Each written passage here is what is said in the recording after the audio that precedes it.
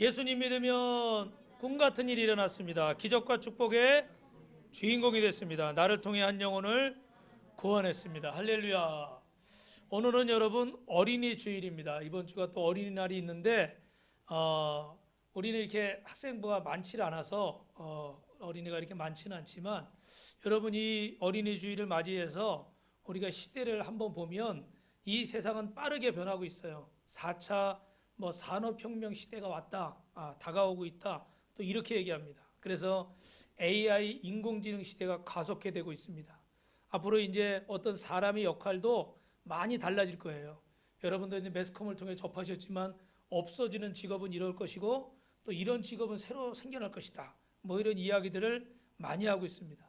그러니까 우리 자녀들이 지금 살아갈 앞으로의 세대는 오늘 지금 우리 시대가 상상하지 못할 그런 시대로 살아가게 될 겁니다. 이 자리에는 우리 어린 자녀를 둔 부모님도 있지만 대부분은 다 이렇게 자녀를 장성하게 하고 또 손주 손녀를 두신 분도 계시는데 오늘 이 말씀이 오늘 우리에게 모두에게 주시는 말씀인 줄로 믿습니다. 이런 예측되지 않는 이런 미래를 살아가는 우리 자녀들에게 우리 후손들에게 어떻게 저들을 잘 세워가야 될까? 여러분 어느 시대든 부모는 자녀 교육에 대해서 고민이 많습니다. 그래서 지금도 교회 교육도 중요하고 특별히 부모들이 신경 쓰는 게 뭐예요? 학원. 어느 학원을 보내는가? 열심히 일해가지고 무슨 학원 이렇게 막 학원을 우리 쉽게 말하면 이렇게 돌린다고 그러죠, 그죠?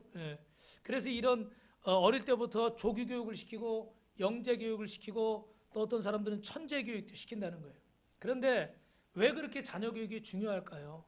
여러분 사람이 제대로 교육을 통해서 사람답게 성장하는 줄로 믿습니다. 뭐라고요? 교육을 통해서 사람답게 성장해.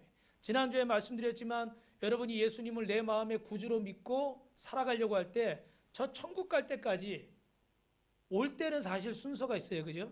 갈 때는 순서가 없습니다. 그러니까 우리가 언제 주님의 부름을 받을지 모르는데 그동안에 그러면 예수 믿고 우리가 어떻게 살아갈 것인가를 잘 안내해주고 교육하는 곳이 어디입니까? 하나님이 이 땅에 세운 기관이 바로 교회인 거예요, 여러분. 옆 사람하고 인사합니다. 교회는 하나님이 나를 복 주시고 가르치시는 곳입니다. 그래서 어떤 분들은 이 교회도 그렇고 저 교회도 그러니까 난 교회 안 다니고 그냥 내가 그냥 내 마음에 하나님 있으면 됐지. 아니에요. 아니에요, 여러분. 그런 생각을 하시거나 그런 생각을 하는 사람이 주변에 있다면 여러분 왜 예수님께서 교회의 머리가 되시고 왜 예수님이 핏값으로 교회를 세우셨다고 그랬겠어요? 만약에 교회가 있어도 되고 없어도 되는 곳이라면 굳이 예수님이 교회의 머리 되시고 핏값으로 교회를 세우실 필요가 없습니다. 그냥 니네 알아서 네 마음에 하나님 믿으면 되니까 그냥 알아서 잘 살아라. 가정에서 예배드리고 너 어디서 그냥 설교만 들으면 되고 이렇게 성경에 돼 있을 거예요. 그죠? 그런데 성경이 그렇게 되어 있질 않아요. 왜요? 하나님은 교회를 통해서 우리에게 하나님 말씀을 가르쳐 주시고 오늘 표현이 좀 그렇지만 이 교회를 통해서 여러분을 교육하시는 줄로 믿습니다. 그런데 이 교육은 천국 갈 수 있는 교육이죠. 그죠? 그리고 또 사람은 이 교육을 통해서 여러분 꿈과 비전을 이뤄나가는 거예요. 어릴 때 꿈을 얘기하라고 하면 우리 그런 거 있잖아요. 대통령이요, 경찰이요, 간호사요, 군인이요, 선생님이요 이런 거 많이 하잖아요. 그죠? 근데 그 꿈을 이루려면 뭐를 통해서 이뤄요, 여러분? 교육을 통해서 그 꿈이 이루어지는 거죠. 갓 태어난 아이를 여러분 만약에 옛날에 타잔이라는 영화 보셨잖아요. 그죠? 이 고릴라 같은 이런 짐승이 키우니까 모습은 사람 모습인데 행동은 어때요? 막 나무 타고 다니면서 소리 지르고 이러고 막 이렇게 짐승처럼 그렇게 막 살잖아요. 그러니까 우리 한국에 태어났어도 미국에 가서 살면 어릴 때부터 미국에 살면 이 생활 습관이나 이 사고방식 마인드나 이런 게 어떻게 돼요? 좀 아메리칸 사고방식이죠. 그죠? 이게 좀 특이하다고 그러죠. 그죠? 사람은 어떤 교육을 받느냐에 따라서 그 생각의 프레임, 어떤 사고방식, 이 틀이 결정이 되는 겁니다. 그래서 그 생각을 어떻게 하냐에 따라서 가치관도 결정이 되고 그의 행복도 결정이 되는 거예요. 그러면 우리는 우리 자녀들, 넓게 얘기해서 우리 후손들을 어떻게 키워가야 될까? 세상 사람들은 내 아이를 천재나 영재로 키우려고 하지만 그것보다 우리에게 더 중요한 것은 한번 따라합니다. 행복하게 키웁시다. 할렐루야. 행복하게 키운다. 우리 자녀들이 천재가 되어도 행복하지 않다면 무슨 의미가 있겠어요? 행복한 자녀로 키우지 않는다면 인생을 성공해도 의미가 없어요. 돈을 벌어도 어떻게 돼요? 소용이 없어요. 명예와 권세가 있어도 행복하지 않은 인생은 우리나라에는 죄송하지만 대기업 회장도 또 대통령도 어떻게 돼요? 행복하지 않아서 자살을 해버리는 거예요. 그러므로 자녀들을 행복하게 키우시기를 주님의 이름으로 축원합니다. 인류 역사 속에서 우리 자녀들을 천재로 키워낸 사람들 제가 오늘 몇 분을 말씀드리려고 하는데 영국 출신의 제임스 밀이라는 사람이 있어요. 뭐라고요? 제임스 밀이라는 사람인데 이 사람은 인생의 목적이 이 아들을 잘 교육하는 거예요. 그래서 그 아들을 3살 때 그리스어를 가르치고 지금으로 말하면 뭐 헬라어 같은 거죠. 알파, 베타, 감마, 델타 뭐 이런 거예요. 이런 어려운 말을 가르치고 또 아들이 8살 때는 라틴어를 가르치고 12살 때는 인문학 서적을 읽혀서 논리학을 터득하게 만들고 초등학생 나이에 박사과정을 밟게 만들었어요. 대단하죠, 그죠? 초등학생 나이에 박사과정. 그러니까 어떤 사람들보다 더 많은 공부를 했던 겁니다. 그런데 그 아들인 존 스튜어트 밀은 20대에 정신질환을 앓게 됩니다. 그렇게 많이 공부를 해서 그렇게 똑똑한데 이 정신질환을 알아버리니까 정상적으로 사용할 수가 없겠죠. 부모가 자식을 사랑해서 자녀 교육에 자신의 모든 것을 걸었어요. 그런데 이런 아버지의 천재 교육은 결국 자녀의 인생을 불행하게 만들었다는 겁니다. 미국의 로버트 위너라는 사람이 있는데 이분은 미국 수학자고 뭐 미적분학, 양자역학, 뭐 통계 물리학 이거에 있어서 아주 뛰어난 사람입니다. 그래서 이 사람은 사이버네스틱이라고 하는 이 자동화를 창시한 그런 자동화의 아버지다 이렇게 말할 정도도 굉장히 대단한 사람이에요. 그런데 그 아버지 역시 아들을 어릴 때부터 열심히 공부를 시켜서 어느 정도였냐면 어린 나이에 시력을 잃을 위험에 처할 정도로 그렇게 책을 많이 보게 했다는 거예요. 그는 11살 때 대학에 입학했고요. 19살 때 하버드에서 박사학위를 받았고 근데 그의 강압적인 그런 교육 분위기 속에 살다 보니까 그는 이렇게 얘기하고 있습니다. 자서전 수업할 때 우리 가정은 늘 불화로 끝났다. 내게 실망한 아버지는 고함을 질러댔고 어머니를 나를 감싸기에 바빴다. 결국 이 로버트 위너라는 사람은 학교와 사회에 부적응해서 고생을 하고 정상적인 삶을 살기가 어려웠답니다. 여러분 또 윌리엄 제임스 사이디스라는 사람은 이런 교육을 받았지만 자폐증, 신경쇠약, 대인기피증 요즘으로 말하면 이제 공황장애 같은 그런 증세도 생긴 거죠. 그래서 정상적인 삶을 살지 못했어요. 여러분 지금 말씀드린 이분들은 왜 그런 대단한 교육을 시키면서도 이 자녀 교육에 실패를 했을까? 짧게 3가지 이유를 보면요. 첫째는 부모님들의 욕심이 너무 과한 거예요. 잘 키우겠다는 마음 자체는 나쁜 건 아니지만 너무 욕심을 부려서 과도한 교육을 하다 보니까 정상적으로 살 수가 없었던 거고 또 하나는 뭐 자연스럽게 본인의 어떤 의지에 의해서 하도록 이렇게 격려해 줘야 되는데 어떻게 했을까요? 강압적으로 몽둥이 들고 체벌을 하면서 이렇게 교육을 했다는 거예요. 또 하나 제일 중요한 거 무신론에 입각해서 교육했다는 거예요. 뭐라고요? 무신론. 어릴 때 한참 꿈이 많고 소망이 있고 막 어떤 것들이 있어야 될 그런 나이에 어릴 때부터 그냥 어떻게 돼요? 신은 없어. 하나님은 없어. 너를 도울 사람은 없어. 너는 너만 믿어야 돼. 그리고 어떤 희망에 대한 싹을 어떻게 돼요?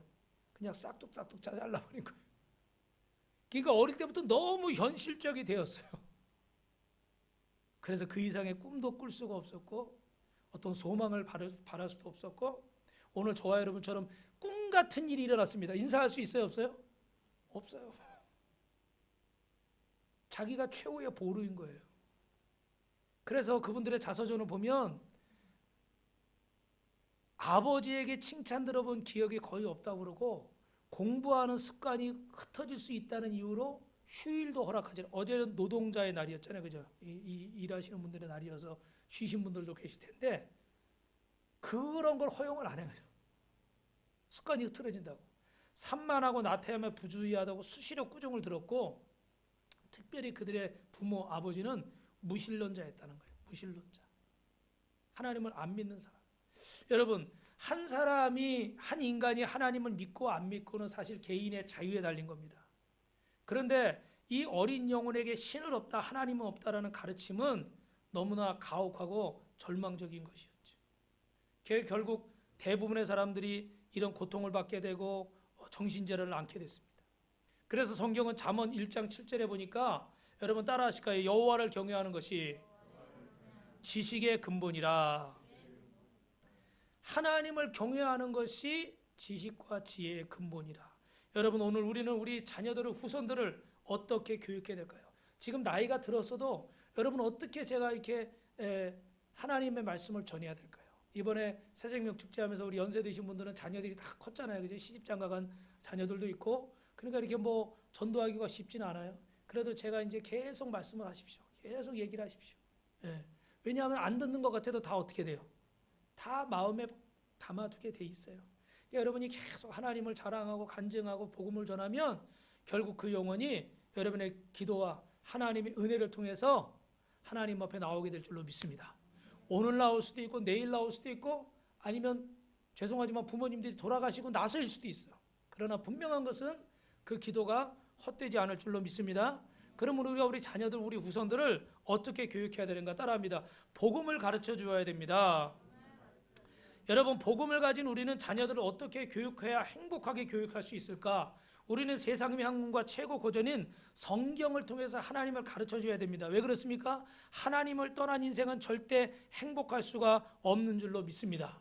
그래서 여러분, 어떤 인생의 성공보다도 더 먼저 가르치고 중요하게 가르쳐야 될 것은 바로 하나님의 말씀인 성경입니다. 여러분, 세상에서는 인문학이라는 걸 굉장히 중요하게 생각하죠. 이 인문학의 인자는 사람 인자입니다. 그래서 사람에 대해서 공부하고 사람이 사람답게 어떻게 하면 사람답게 행복하게 살아가는 길을 가르치는가가 바로 인문학이라는 거예요. 그런데 세상에 뭐 공자나 맹자, 노노 이런 서적도 있지만 정말로 세계 최고의 인문학 서적은 바로 성경인 줄로 믿습니다. 할렐루야. 이 성경 안에는 우리가 어떻게 하나님 앞에서 정말 행복한 인생으로 살아갈 수 있는가가 기록된 것이 바로 오늘의 성경이고 하나님의 말씀인 줄로 믿습니다. 그래서 성경은 인간이 얼마나 가치 있는가를 얘기하는데 우리 마태복음 16장 26절입니다. 시작. 사람이 만일 온 천하를 얻고도 제 목숨을 잃으면 무엇이 유익하리요? 사람이 무엇을 주고 제 목숨과 바꾸겠느냐? 하나님은 사람을 최고로 가치 있게 여기시고 당신 자신을 독생자 예수 그리스도를 주셨습니다. 근데 그 이유가요, 우리가 어떠함에 상관없이 우리를 가장 가치 있게 여기시고 그래서 당신의 전부를 주셨다는 거예요. 우리가 잘하느냐 못하느냐, 공부를 잘하느냐 못하느냐, 돈이 많으냐 적으냐, 똑똑하냐 미련하냐, 이게 구원의 기준이 아니었다는 거예요. 하나님은 우리를 사랑하시되 그런 조건과 상관없이 우리를 사랑하셔서 당신의 전부를 주시고 우리를 구원하셨습니다. 이것이 바로 복음인 줄로 믿습니다. 복음인 줄로 믿습니다. 이런 하나님의 사랑을 우리는 이 자녀들에게 가르쳐 줘야 돼요. 믿으시면 아멘. 그래서 복음은 행복과 기쁨의 연천인 거예요. 지난주에 제가 말씀드렸던 그 중학생들, 여러분 이야기만 들어도 얼마나 속상하고 얼마나 안타까워요. 그죠?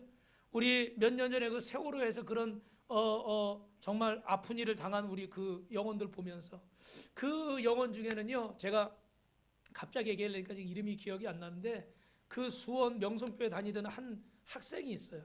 그 부모님이 교회에 이렇게 사찰일을 감당하고 계셨는데 이 친구가 고등학교 2학년인데 그 평상시에 이렇게 저녁 때 편의점에 가서 알바를 했습니다. 아르바이트를 했어요. 근데 아르바이트를 했는데 그 아르바이트를 해가지고 월급을 받아서 하나님 앞에 10의 1조를 드리고 수학여행을 간 거예요. 그런데 그 사고가 나고 이 아이는 돌아오지 못했죠. 그래서 목사님이 이렇게 주일날 11조 이렇게 하는데 누구 이름이 있어요? 이 아이 이름이 있는 거예요. 얘는 그 반장인가 뭐 그랬던 것 같아요. 그런데 친구들 얘기 들으니까 나왔었어요. 배 밖으로 나왔었는데 친구들이 밑에서 도와달라고 그러니까 이미 기울었던 배인데 이 여자아이가 그 친구들을 구해주려고 하다가 자기가 거기서 나오지 못하고 이제 하늘나라 갔죠. 참 너무너무 속상하기도 하고 너무너무 마음이 이쁘기도 하고 귀하기도 하고 그래요. 아마 그 부모 입장에서는 야 거기 들어가지 말지, 너라도 살지. 아마 대부분의 부모는 그런 마음일 거예요, 그죠? 예. 그런데 이 아이에게 어릴 때부터 하나님 말씀을 가르친 거예요. 복음을 가르친 거예요. 그러니까 자기가 수고해서 일했는데도 하나님이 건강 주시고 하나님이 일을 주시고 하나님이 나를 일하게 하셨다고 하나님 앞에 그걸 구별해서 드리고, 또 자기가 나와서 살 수 있는데도 불구하고 자기 친구를 도와주겠다고, 물론 자기가 죽을까 하고 들어가진 않았겠죠. 그런데 그 아이를, 친구들을 돕다가 자기도 그 안에 이렇게 잠겨버렸어요. 사랑하는 성도 여러분, 오늘 우리 자녀에게 예수님 안에서 복음을 가르치시기를 주님의 이름으로 축원합니다. 자녀에게 예수님이 어떤 분이신지, 복음을 가진 자가 어떻게 살아가는지 확실한 정체성을 가르쳐 주시기를 주님의 이름으로 축원합니다. 그런데 오늘 우리는 어떻게 교육하고 있습니까? 복음을 잘 가르치질 않죠. 예수님 앞에 내가 누구인지를 가르치기보다는 그냥 아이들을 공부하는, 자녀들을 그냥 공부하는, 심지어 어떤 부모는 죄송하지만 돈 버는 이런 상황으로 전락시켜 버립니다. 그래서 성적이 참 맞으면 기뻐하고 뭐 돈 많이 벌어오면 좋아하고, 그런데 정말 이 아이가 주의를 지키는지, 하나님과 정말 깊은 교제를 하고 있고 그 마음에 구원의 확신이 있는지, 그런 거는 부모가 물어봐요, 안 물어봐요? 안 물어보는 거예요. 주일날 학원 가라, 아니면 뭐 하니까 뭐 공부해라, 그러고 모든 걸 다 빼주면서 예배 드리는 데는 어떻게 해요? 소홀한 거예요. 오늘도 어떤 분은 자기 그 하나님을 믿으면서도 이렇게 운동을 시키니까 그게 이제 목표가 돼가지고, 정말 제가 보니까요, 하루도 빼놓지 않고 정말 열심히 하시더라고요. 열심히, 너무너무 열심히. 그런데 하나님 앞에 예배 드리는 것은 2차, 3차인 거예요. 목사인 제가 볼 때도 참 안타까워요. 왜냐하면 운동을 잘하는 거, 공부를 잘하는 거 중요하죠. 그래서 나중에 정말 우리 박세리 선수나 최경주 선수처럼 골프로 유명해지고, 아니면 또 우리 정트리오 그런 음악가들처럼 막 대단해지고, 그럴 수 있어요. 그런데 여러분, 그들이 아무리 성공을 해도 그 안에 하나님이 안 계시다면, 우리 박세리 선수는 제가 모르겠지만 여러분 잘 아시는 최경주 선수는 하나님 믿어요, 안 믿어요? 하나님 믿어요. 모르셔요, 여러분? 그분은 성경 구절 시편 적어가지고 다니면서 이 1번 홀부터 18홀까지 돌잖아요, 그죠? 그 돌면서 계속 성경 말씀 묵상하면서 그렇게 골프 치시는 분이에요. 그 예배 드리고 지금 돈도 많이 벌었잖아요, 그죠? 그거 가지고 선교하고 좋은 일도 얼마나 많이 하나 몰라. 여러분, 예수님 잘 믿어도 세계적인 선수가 돼야 안 돼요? 돼요. 할렐루야. 예배 드려도 수석해요, 못해요? 할 수 있어요. 제가 그런 분들 이름을 다 얘기하자면 오늘 한두 끝도 없으니까. 그런데 우리 부모님들이 이런 모습을 보여주지 못하니까 우리 아이들은, 대부분의 아이들이 다 그런 건 아니지만 고등학교만 졸업하면 어떻게 돼요? 교회를 막 떠나는 학생들이 많아요. 뭐라 그래요? 복음이 값어치가 없대요. 예수님이 나한테 아무런 도움이 안 된대요. 왜 그럴까요? 부모님들의 모습을 통해서 보는 거예요. 어느 목사님이 그런 얘기를 하더라고요. 자기 초등학교 때 이분이 공부를 좀 잘하셨나 봐요. 옛날에는 그런 거 있었잖아요. 전교에서 1등부터 50등, 60등 안에 드는 사람들 모아가지고 특수반 만들어가지고 이게 진학시키려고 그렇게 하잖아요, 그죠? 중학교도 시험이 있었잖아요, 옛날에는. 그랬는데 한 가지 자기가 제일 속상했던 건, 어느 날 원래 고사, 또 중간고사가 아니라 매달 시험을 봤대요. 그걸 보는데 선생님이 몽둥이를 들고 딱 출석부로 부르는데 이름을 부르는 게 아니라 번호를 부르는 거예요. 1번, 7번 부르면 나와서 어떻게 해요? 애들이 엎드려요. 왜 엎드릴까요? 성적에 따라서 이게 맞는 거예요, 이제.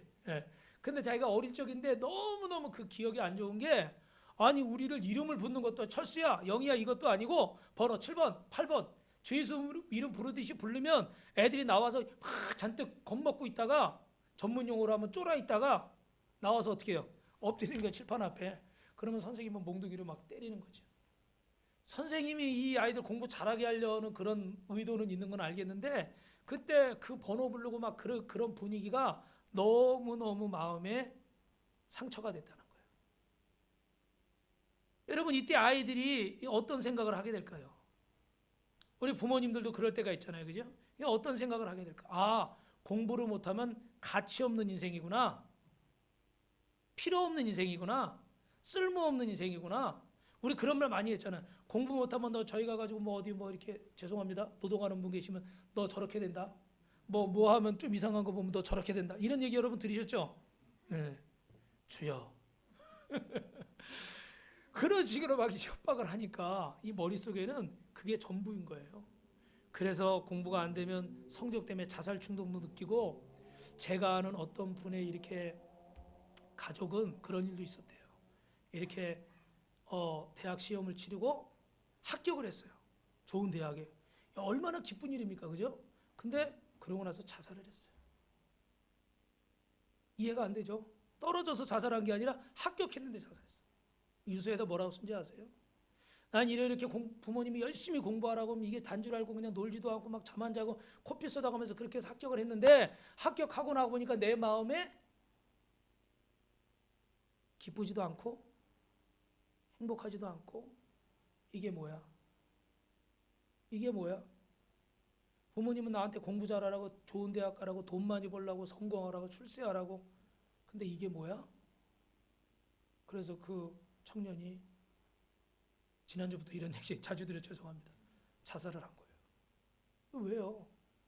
그게 전부인 줄 알고 그냥 달려왔는데 그게 전부가 아니더라는 거죠. 여러분 이런 것 때문에 성인이 돼서도 열등감에 시달리고 또 어떤 범죄를 저지르게 되고 어려서부터 어떤 사람의 온전한 취급을 받지 못하니까 성공을 위한 도구처럼 막 그렇게 하다가 이 내면의 허전함을 못 이기니까 어떤 출세한 분들, 유명한 분들이 일탈행위를 하죠. 그래서 여러분 잘 아시는 이 옛날에 빌 클린턴 대통령도 보니까 어떻게 돼요? 그런 대단한 분이 그런 일탈 행위를 많이 하셨죠. 그죠? 여러분 부모님의 세대는 왜 이렇게 공부에 목을 맬까? 왜 그런 얘기를 많이 하셨을까? 사실 이전 시대는요. 우리 부모님의 세대는 생전이 걸린 그런 일이었어요. 정말 이 공부를 어떻게 하냐에 따라서 정말 먹고 사는 문제가 걸려 있는 거예요. 돈이 최고인 거예요. 그래서 그렇게까지 했는데 지금의 이 우리 자녀들의 세대는 어떻습니까? 정말 예전에 비하면 엄청나게 풍족하죠. 보릿고기 얘기하면 애들이 뭐라고 그런다고 그래요? 아, 냉장고 있는데 왜 냉장고에서 꺼내 먹지 그러고 계시냐고. 얘들아, 냉장고는 없었단다. 냉장고는 온 동네 다 지져서 몇 개 없었어. 저희도 옛날에 그 이사 가느라고 냉장고에서 이렇게 저희가 살던 동네가 좀 어려운 동네였는지 잘 기억은 안 나는데 이사 가느라고 이렇게 다 짐을 빼놓잖아요. 그래도 얼음을 빼놨는데 동네 애들이 몰려와가지고 얼음 달라고. 그 제가 목에다 힘을 주고 얼음을 나눠줬던 기억이. 지금 보면 이상한 거지. 무슨 그 얼음이 대단한 거예요? 근데 냉장고에 얼음 있는 집이 별로 냉장고 있는 집이 많지 않았던 거죠. 잘 몰랐어요. 제가 또 이런 얘기하니까 목사님이 할아버지인가? 할아버지도 아는데 그죠? 하여튼 그런 시대와 지금 시대는 비교가 안 돼요. 그러니까 태어나자마자 지금은 다 자가용 타고 다니고 배불리 먹고 좋은 시설에서 공부하고 이런 상황에서 예전의 생전 시스템에 먹히는 그런 방법들을 얘기하니까 우리 자녀들은 이게 이해가 안 되는 거예요. 잘 먹고 잘 살려고 열심히 공부해서 좋은 대학 가야 한다는 논리는 우리 자녀들의 살아갈 미래에는 사실 맞지 않는 거예요. 그러면 여러분 어떻게 교육을 시켜야 될까 따라합니다. 어떤 교육이든 부모의 사랑과 격려가 바탕이 돼야 됩니다. 뭐라고요? 여러분 아들, 딸이든 손주, 손녀든 사위든 며느리든 주님의 사랑으로 격려하시길 주님의 이름으로 축원합니다.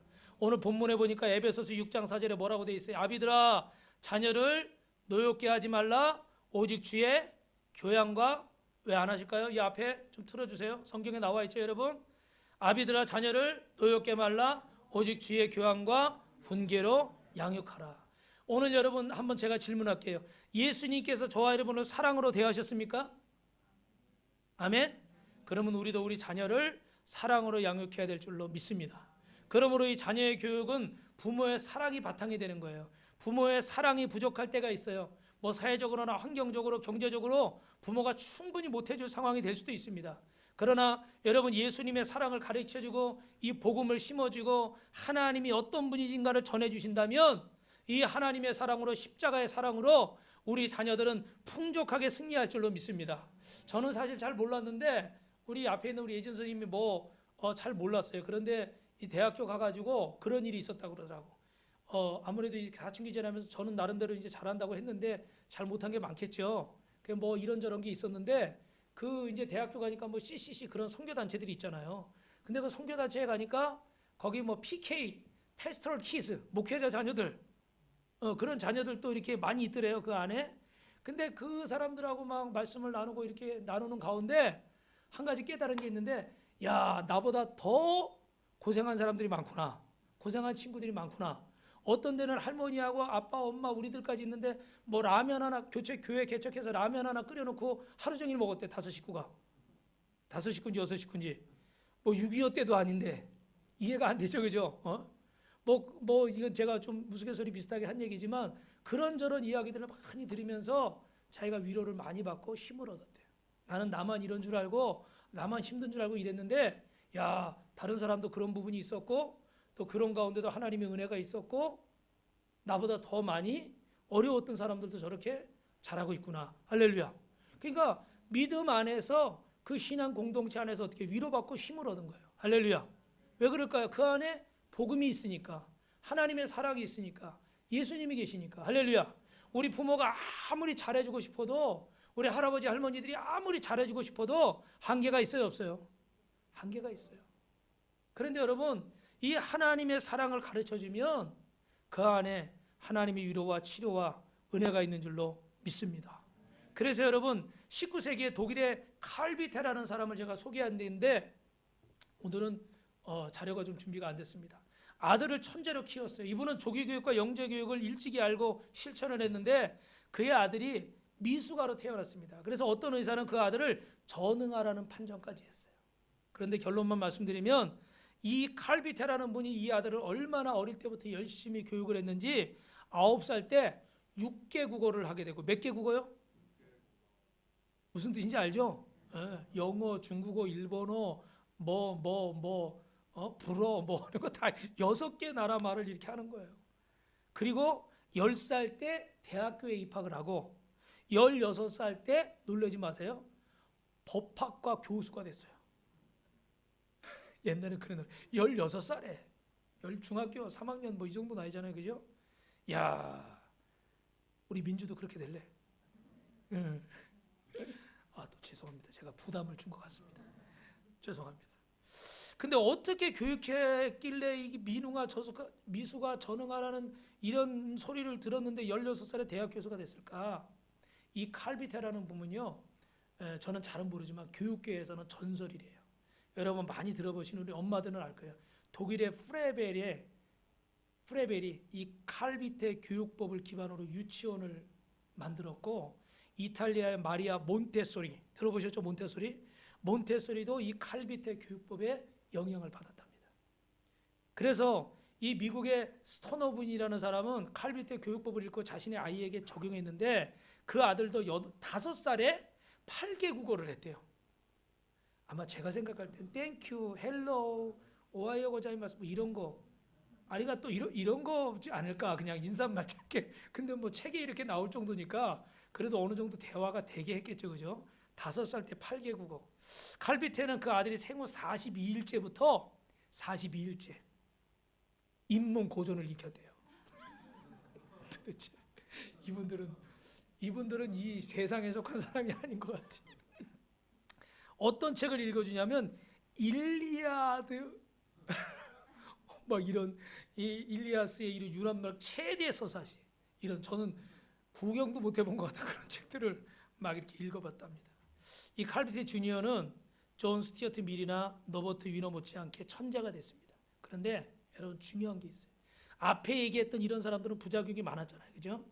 그런데 그는 부작용이 전혀 없었답니다. 오히려 이런 인문 고전을 읽으면서 행복감을 느꼈대요. 왜 그런지 아세요? 이분이 세운 규칙이 있었어요. 하루에 2시간 이상은 책을 보지 마라. 2시간 이상은 책을 보지 마라. 볼 때 제대로 보고 나머지는 놀아라. 2시간 이상 보면 책 볼 시간을, 아니, 놀 시간을 뺏기기 때문에 2시간 이상 못 보게 했대요. 참 멋있죠, 그죠? 이 사람은요, 어떻게 아들을 교육했기에 이렇게 행복할 수 있었을까? 항상 이 아들에게 이렇게 놀 수 있는 시간, 친구들하고 교제할 수 있는 시간을 주고 항상 격려했대요. 아들아, 넌 최고다. 아빠는 내가 할 수 있다고 믿는다. 이 힘을 내라. 그러면서 항상 격려를 했다는 거예요. 이런 부모의 진심으로 격려와 용기 때문에 그는 이 고전책들을 읽으면서도 전혀 지루하고 싫은 게 아니라 그걸 통해서 오히려 기쁨을 느끼고 힘을 얻었다는 거예요. 이런 부모의 사랑과 격려가 바탕이 된 교육이 이 자녀를 행복하게 한 줄로 믿습니다. 할렐루야. 두 번째 이유는요, 칼비테 주니어는 따라합니다. 하나님을 경외하는 분위기 속에서 교육을 받았습니다.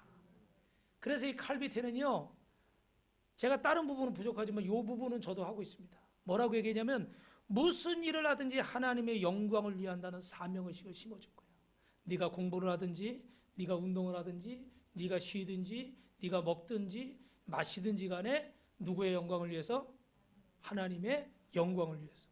여러분, 돈 벌어야만, 일해야만, 공부해야만 하나님의 영광을 위한 게 아니에요. 그죠? 일을 하려면 뭣도 있어야 돼요? 쉼도 있어야 돼요. 그죠? 체력도 있어야 일도 하는 거잖아요. 공부하려도 뭐가 있어야 돼요? 또 그런 게 있어야죠. 그죠? 그러니까 먹는 것도 어떻게 돼? 내 체력을 위해서 먹고 그래야 또 일할 수 있으니까. 공부도 어떻게 돼? 어느 정도 친구들에게 재미있게 놀고 나면 그 다음에 뭐 하고 싶어요? 공부도 하고 싶고. 근데 계속 책상에 앉아서 공부만 해라. 그러면 어떻게 돼요? 다 싫은 거죠. 예. 오히려 그 시간에 딴 생각하고 딴 거 하는 거예요. 그죠? 근데 오늘 무슨 일을 하든지 간에 하나님의 영광을 위해서 한다. 그래서 공부할 때 성경을 읽히고 수시로 하나님 앞에 무릎 꿇고 기도하는 모습을 보이고, 이런 부모의 모습을 보면서, 태도를 보면서 이 칼비테 주니어의 인격이 형성이 된 거지. 그래서 그냥 단순히 주입식으로 뭐만 시켜서 이분이 천재가 된 게 아니라, 첫째로는 하나님을 경외하고 하나님의 영광을 위해서 공부할 수 있는 분명한 목적을 정해주고 부모의 사랑과 격려로 축복할 때 그가 이런 위대한 사람이 된 줄로 믿습니다. 그런데 이 칼비테 주니어는 하나님을 항상 경외하고 하나님이 내게 주신 은혜로 이렇게 하고 있다라고 생각하기 때문에 이 사람이 다른 사람들 앞에 여러분 교만했겠습니까? 저를 보세요, 여러분. 교만했겠어요? 아마 교만하지 않았을 거예요. 그죠? 하나님의 영광을 위해서 내가 하나님의 은혜로 한다 생각하기 때문에 공부를 해도 돈을 벌어도 잘 나가도 교만하지 않습니다. 그래서 이분이요, 아주 이 유럽 전역의 이름을 날리고도 자기를 높이지 않는 이런 겸손한 태도 때문에 많은 사람들의 존경을 받고, 그래서 아까 말했던 그런 분들도 뭐 몬테소리나 뭐 프레벨이나 이런 중요한 교육법들이 이분을 통해서 이렇게 전해지게 됐다는 거죠. 사랑하는 성도 여러분, 비슷한 것 같지만 엄청난 차이가 있어요. 오늘 아까 말씀드렸던 윌리엄 제임스 사이디스라는 사람은 법원에서 징역형을 선고받고 감옥 가는 것을 피하기 위해서 오랜 시간 숨어 살았고, 상속받은 재산을 잘못 투자해서 그 재산도 거의 날리고 뉴욕 증권가의 신분을 숨기고 자벽부로 일하는 그런 삶을 살았습니다. 그래서 사회에도 부적응을 해서 그 어떤 이성 간의 교제를 해야 되잖아요. 그죠? 그래서 이성도 사귀지 못하는 그런 성격 장애로 평생을 고통받으면서 불행하게 살았다고 합니다. 또 어떤 사람들은 자살로 생을 마감한 사람들도 있어요. 이런 부모의 강압적인 것들 교육 때문에 천재를 만들 수 있었을지 모르지만 그 인생을 정말 아름답고 행복하게 만들지는 못했습니다. 사랑하는 성도 여러분, 인간은 유아든지 초등학생이든 중고등학생이든 대학생이든 성인이든 누구나 행복해질 권리가 있는 줄로 믿습니다. 그러므로 우리의 이 자녀 교육, 자손을 교육하는 목표는 정말로 자주적이고 행복하고 능동적인 사람을 만들어야 될 줄로 믿습니다. 그리고 반드시 자녀 교육에 잊지 말아야 될 최고는 뭐냐? 따라합니다. 하나님을 경외하는 분위기 속에서. 할렐루야. 마지막이에요. 하나님을 경외하는 분위기는 누가 만듭니까? 오늘 이 자리에 있는 부모된 저와 여러분이 만들 수 있기를 주님의 이름으로 축원합니다. 물론 이 자리에 또 우리 젊은 그 부모님들이 많이 안 계시기 때문에 뭐 소용이 없다 이럴 수도 있겠지만 오늘 이 자리에 계신 분들이 이런 확실한 하나님의 말씀을 가지고 여러분 가정과 이웃에게 전파하면 반드시 그와 같은 일이 일어날 줄로 믿습니다. 그래서 어떤 일을 하든지 간에 하나님 앞에 최고의 가치를 두고 부모가 하나님을 최고로 여기면 자녀도 하나님을 어떻게 할까요? 최고로 여기게 되는 거예요. 할렐루야? 할렐루야? 이 말이 맞습니까? 안 맞습니까? 맞습니다. 정말 부끄럽고 죄송한 얘기지만 이 목사가 하나님 앞에 최선을 다해서 사는 모습을 보여주면 성도들도 어떻게 할까요? 성도들도 어떻게 해요? 하나님 앞에 최고로 최선으로 다하려고 그랬죠. 저는 그 전에 죄송한 얘기지만 제가 이렇게 하면서도 이렇게 목회가 잘 안 되고 우리 성도들이 막 이렇게 그런 모습 변화되지 않을 때 이렇게 강단에서 뭐라고 많이 했어요. 지금도 뭐 전혀 없진 않아요. 그런데 한 가지 깨달은 거는 그런 일이 있을 때마다 내가 하나님 앞에서 이렇구나. 물론 100% 다 맞는 건 아니겠지만 내가 하나님 앞에서 이렇게 부족하구나. 성도들도 본 게 그거니까 들은 게 그거니까 그 이상은 해요 못해요? 그 이상은 못하죠. 그죠? 가만히 계신 것이 그렇다는 거예요. 옆 사람하고 인사합시다. 스승을 뛰어넘는 제자가 됩시다. 좀 일치월장하세요. 맨날 목사님이 그러니까 저도 그러고 있지 말고 목사님이 그 모양 그 꼴이라도 우리 성도님들이 더 훌륭할 수도 있지. 대부분은 부모보다 나은 자식은 없지만 형보다 나은 아우는 없지만 가끔 형보다 나은 아우도 있어요 없어요? 있어요. 제가 그렇게 얘기하니까 면죄부 얻은 줄 알고 평안한 마음으로 저를 째려보시는데 그럴 수 있어요. 그죠? 부모가 정말 하나님 앞에 하나님을 최고로 하나님을 최선으로 섬기고 믿는 모습을 보이면 우리 자녀들은요 부모님을 따라서 더 하나님을 잘 섬기고 더 하나님을 잘 믿습니다. 제가 부러운 것 중에 하나가 부모님이 목사님 목회를 하셔서 자녀들이 목회를 하고 이런 것도 있는데 또 하나는 어떤 분들은 그 부모님이 교회 장로님이 되셨어요. 근데 보니까 그 아들이 또 그 교회 장로가 됐더라고. 그러려면 최소한 몇십 년 걸리잖아요. 그죠? 야, 그런 교회, 그런 장로님들 계시더라고. 저는 그런 분들 볼 때 참 대단하다. 우리가 이렇게 몇십 년 있으면서 얼마나 막 일이 많겠어요. 그죠? 시험거리도 많고 문제도 많고. 그죠? 그런데 그런 것들을 다 이겨내시고 한 교회에서 아버지와 아들이 대를 이어 그 교회를 섬기고 정말 하나님 앞에 충성하고 성도들의 본이 되고. 여러분, 제가 하나만 여쭤볼게요. 그 가정이 정말 잘 될까요? 안 될까요? 여러분이 한번 솔직히 대답해 보세요. 제가 생각할 때는 뭘 해도 될 것 같아요. 왜냐하면 그런 믿음과 그런 끈기와 그런 신앙과 그런 한결같은 신실한 마음이라면 그 자식이 잘못되겠어요? 잘못 갔다가도 돌아올 수밖에 없어요. 그런 가풍을 가진 집안이라면 여러분 어때요? 잘 될 수밖에 없어요. 그런데 우리는 살아계신 하나님을 믿잖아요. 영적으로. 그죠? 그러나 하나님을 믿는 가정이 이런 믿음의 모습을 갖는다면 여러분과 자녀뿐만 아니라 손주 손녀까지 천대까지 잘 되는 기적이 나타날 줄로 믿습니다. 그러면 여러분 말씀을 정리합니다. 우리 시편 128편 1절부터 6절 읽어봅시다. 시작. 여호와를 경외하며 그의 길을 걷는 자마다 복이 있도다. 내가 내 손이 수고한 대로 먹을 것이라. 내가 복되고 형통하리로다. 내 집 안방에 있는 내 아내는 결실한 포도나무 같으며 내 식탁에 둘러앉은 자식들은 어린 감람나무 같으리로다. 여호와를 경외하는 자가 이같이 복을 얻으리로다. 여호와께서 시온이 내게 복을 주실 것이라. 너는 평생에 예루살렘의 번영을 보며 내 자식의 자식을 볼지어다. 이스라엘의 평강이 있을지어다. 할렐루야. 하나님을 경외하는 것부터 가르치시기를 주님의 이름으로 축원합니다. 하나님 경외가 모든 지식의 근본인 줄로 믿습니다. 그래서 유대인들은 아이들이 말을 시작할 때 첫 번째 우리는 뭐부터 가르쳐요? 엄마, 아빠 이런 거 가나다 이런 거 기억 이런 거 가르치잖아요. 유대인들은 태초에 말씀이 계시니라. 그 말씀이 곧 하나님과 함께 계셨다. 이렇게 이걸 가르친대. 무슨 뜻인지 잘 모를 것 같은데. 근데 왜 그렇게 할까요? 하나님의 말씀이 먼저라고 생각하는 거예요. 하나님을 먼저 가리키고 기도를 먼저 가리키고 하나님을 경외하도록 가리키는 거예요.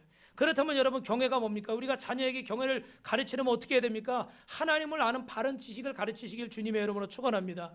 이 하나님 경외의 출발은 하나님이 어떤 분이신지 아는 거예요. 하나님은 어떤 분이에요? 여러분 따라합니다. 나를 사랑하시는 분. 나를 사랑하시는 분. 그래서 이 자녀가 하나님이 나를 사랑한다는 걸 알면 때로는 부모에게 꾸중 들을 때도 있고, 때로는 내 마음을 부모님에게도 말을 못할 때가 있어요. 정말 내가 친구한테도 좀 배신감 느껴서 사이가 안 좋아 싸워서 친구한테도 맞물 타고 속상할 때가 있어. 그럴 때 여러분 어디 가겠어요? 하나님은 나를 사랑하시는구나. 그래서 우리 부인은 예수 믿는데 아까 영상에서 보신 것처럼 남편은 예수 안 믿는 분들 때로 참 어려울 때 있잖아요. 그죠? 그럼 그런 분들 어디 가요? 시댁 가요? 친정 가요? 어디 가요? 한나처럼 성전에 오는 거예요. 하나님, 나 속상해요. 나 힘들어요. 그래서 어떤 분은 남편 신발을 가지고 나와 새벽 예배. 여기다 여기 넣어가지고. 왜 그랬겠어요? 하나님, 신발 주인은 아직 못 왔지만 신발이 먼저 왔사오니 주인도 오게 해주시옵소서. 그런 분들 계셨대요. 그러니까 속상하고 힘들 때 뭘 생각한 거야? 하나님은 나를 사랑하시고 내가 의지할 사람은 남편도 아니고 누구도 아니고 하나님이시다. 할렐루야. 그래서 우리 자녀들이 정말 이렇게 속상하고 힘들고 어려운 경쟁이 심한 세상에 살아가지만 진짜 하나님이 나를 사랑하신다는 것을 깨닫게 되면 하나님을 알아가면 알아갈수록 점점 더 하나님을 사랑하게 되고 하나님을 경외하게 될 줄로 믿습니다. 할렐루야. 그래서 하나님을 경외하면 마지막에 처음에 얘기했던 건데 따라합시다. 정체성과 행동을 분리해야 됩니다. 우리는 어떻게 생각하냐면 여러분 저를 보세요. 우리가 어떤 것에 대해서 잘못하면 잘못한 대가를 받고 잘하면 잘한 대가를 받는다 이렇게 생각해요. 근데 여러분에게 여쭙겠습니다. 여러분의 구원은 여러분의 처음에 제가 말씀드린 것처럼 여러분이 잘하고 못함에 따라 구원받는 겁니까? 전적인 하나님의 은혜에 따라 구원받는 겁니까? 믿으시면 아멘. 전적인 하나님의 사랑을 통해서 우리는 구원받은 거예요. 어릴 때부터 어머니 뱃속에서부터 예수님 믿은 사람도 있고 지금 나이가 많이 들어서 예수님 믿은 사람도 있어요. 그러면 여러분 일평생을 하나님을 경외하며 살았던 사람하고 평생 내 생각대로 내 마음대로 세상 방법대로 살다가 이제 나이 많아서 온 사람하고 비교한다 그러면 여러분 비교가 돼야 안 돼요? 돼야 안 돼요? 비교가 안 되죠. 그죠? 똑같은 구원을 주면 돼야 안 돼요? 왜 대답을 안 하셔? 여러분 지금 잘못 생각하는 똑같은 구원을 주면 돼야 안 돼요? 우리는 똑같은 구원을 줄 수가 없어. 왜?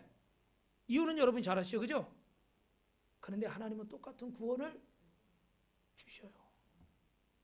왜 그런지 아세요? 그게 우리의 정체성인 거예요. 근데 우리는 뭐로 생각하는 거죠? 우리 행동으로 생각하는 거예요. 내가 40평생, 50평생, 60평생 내 마음대로 살다 이제 왔는데 하나님이 날 사랑하실래나? 구원하실래나? 내 기도를 들으실래나? 내가 그렇게 예수 믿는 사람 핍박하고 하나님 없다고 그러고 욕하고 이러고 다녔는데 하나님 날 사랑하실래나? 내가 그렇게 이런 죄 저런 죄 막 짓고 다녔는데 하나님 날 용서하실래나? 내 행동에 근거하는 거예요. 그죠? 근데 하나님이 주신 정체성은 내 행동에 상관이 없이 그분이 저와 여러분을 어머니 뱃속부터 태초에서부터 나를 지정해서 지목해서 여러분을 구원하신 줄로 믿습니다. 할렐루야. 할렐루야. 여러분 저를 보십시오. 그렇게 하나님이 여러분을 사랑하셨어요. 믿으시면 아멘. 여러분 저는 여러분한테 그렇게 사실 못합니다. 그런데 어떤 누구도 그렇게 할 수 없지만 하나님은 저와 여러분을 그렇게 사랑하셨어요. 그래서 여러분이 그 받은 사랑을 여러분의 자녀들 후손에게 전해주셔야 됩니다. 너의 정체성은 너의 행동과 상관이 없다. 그러니까 네 맘대로 살아라 그건 아니에요. 그죠? 네. 하나님은 너를 사랑하실 때 끝까지 사랑하시고 영원부터 영원까지 사랑하신다. 너를 영원히 떠나지 않으시고 함께 하실 분은 영원히 함께 하실 분은 누구다? 하나님이시다. 그러니까 아들아, 딸아, 손주야, 손녀야, 사위야, 며느리야 너희들이 어떤 상황에서도 하나님은 너를 사랑하시고 십자가에 죽으시기까지 그 아들 독생자를 주시기까지 너를 사랑하셨는데 네가 그 하나님을 믿고 나중에 엄마랑 아빠랑 할아버지랑 할머니랑 천국에서 만나자. 내가 너 지켜보고 있을게. 먼저 가서 그때 우리 부끄럽지 않게 후회하지 않게 멋있게 살다가 천국에서 만나자. 할렐루야. 여러분 이런 가정 되시기를, 이런 부모 되시기를, 또 우리 할아버지 할머니 계시니까 이런 할아버지 할머니 되시기를 주님의 이름으로 축원합니다. 축원합니다. 기도하겠습니다.